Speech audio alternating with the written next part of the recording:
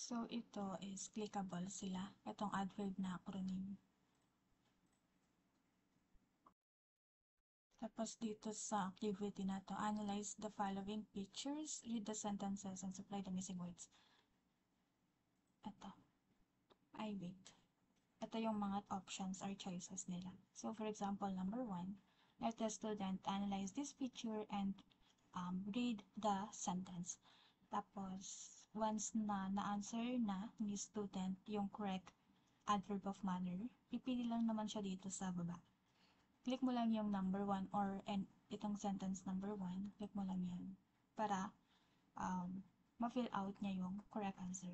Tapos, next naman is number 2, ganun lang. Ulit-ulit lang, basahin lang, tapos click mo lang yan para lumabas yung correct answer.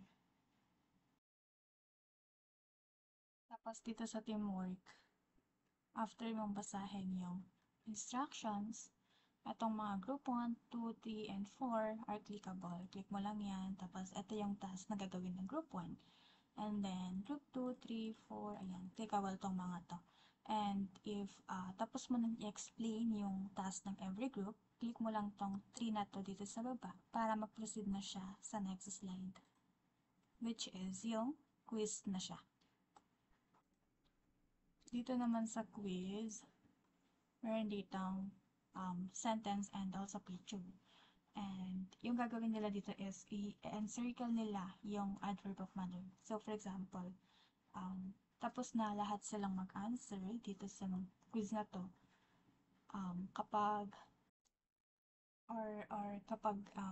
tapos na silang mag-answer dito, for example, tapos you can call a student na mag-answer orally.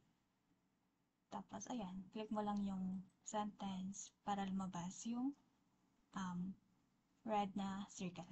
Ganyan lang sa iba hanggang sa number 5. Clickable lang. Click mo lang yung sentence tapos lalabas na yung circle.